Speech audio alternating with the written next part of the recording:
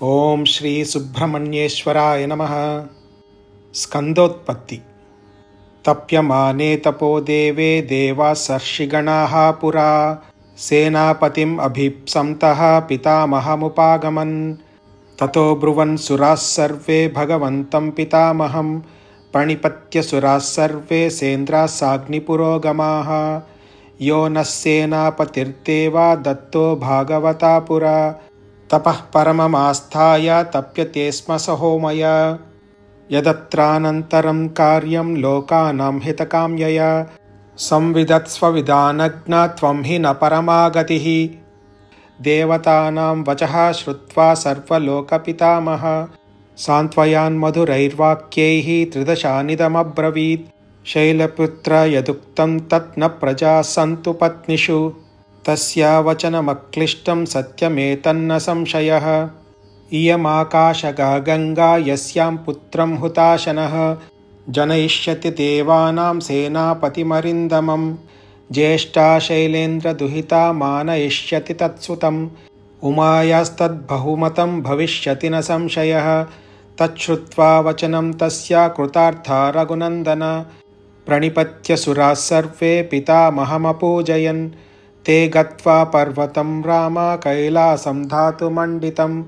అగ్నిం నియోజయామాసుః పుత్రార్థం సర్వదేవతాః. దేవకార్యమిదం దేవా సంవిదత్స్వ హుతాశన. శైలపుత్రాం మహాతేజో గంగాయాం తేజ ఉత్సృజ. దేవతానాం ప్రతిజ్ఞాయ గంగామభ్యేత్య పావకః. గర్భం ధారయ వై దేవీ దేవతానాం ఇదం ప్రియం. తస్య తద్వచనం శ్రుత్వా దివ్యం రూపమధారయత్. దృష్ట్వా తన్మహిమానం శ సమంతాదవకీర్యత. సమంతతస్తదా దేవీం అభ్యషించత పావకః. సర్వస్త్రోతాంసి పూర్ణాని గంగాయా రఘునందన. తమువాచ తతో గంగా సర్వదేవా పురోహితం. అశక్తాధారణే దేవా తవ తేజస్సముద్ధతం. దహ్యమానాగ్నినా తేన సంప్రవ్యతితచేతన. అథాబ్రవీదిదం గంగాం సర్వదేవహుతాశనః. ఇహ హైమవతే పాదే గర్భోऽयं సన్నివేశ్యతాం. శ్రుత్వా త్వగ్నివచో గంగా తం గర్భమతిభాస్వరం.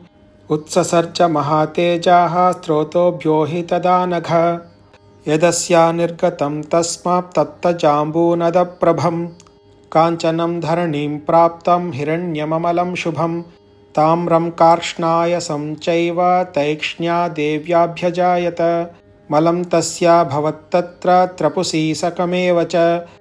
తదేతద్ధరణీం ప్రాప్య నానాధాతురవర్ధత. నిక్షిప్తమాత్రే గర్భే తు తేజోభిరభిరంజితం. సర్వం పర్వతసన్నద్ధం సౌవర్ణమభవద్వనం. జాతరూపమితి ఖ్యాతం తదా ప్రభృతి రాఘవ. సువర్ణం పురుషవ్యాఘ్ర హుతాశన సమప్రభం. తృణవృక్షలతాగుల్మం సర్వం భవతి కాంచనం. తం కుమారం తతో జాతం సేంద్రా సహ మరుద్గణాః.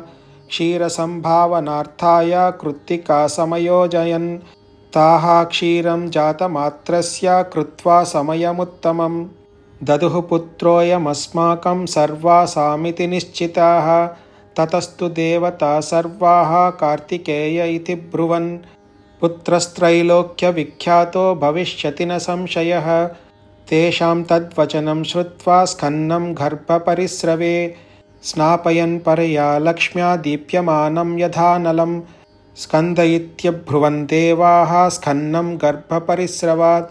కార్తికేయం మహాభాగం కాకుత్సజ్వలనోపమం. ప్రాదుర్భూతం తతః క్షీరం కృత్తికానామనుత్తమం. షణ్ణాం షడాననో భూత్వా జగ్రాహస్తనజం పయః. గృహీత్వా క్షీరమేకాహ్నా సుకుమారవపుస్తదా. అజయత్స్వేన వీర్యేణ దైత్యసైన్యగణాన్ విభుః. సురసేనా గణపతిం తతస్తమతులదుత్యుతిం. అభ్యషించన్ సురగణాః సమేత్యాగ్నిపురోగమాః. ఏష తే రామ గంగాయా విస్తరోభిహితో మయా. కుమారసంభవశ్చైవ ధన్యః పుణ్యస్తథైవ చ. భక్తశ్చ యః కార్తికేయే కాకుత్స భువి మానవః. ఆయుష్మాన్ పుత్రపౌత్రైశ్చ స్కందసాలోక్యతాం వ్రజేత్. इत्यार्षे श्रीमद् रामायणे वाल्मीकिये आदिकाव्ये बालकाण्डे 37 सर्गः। ॐ श्रीकार्तिकेयाय नमः।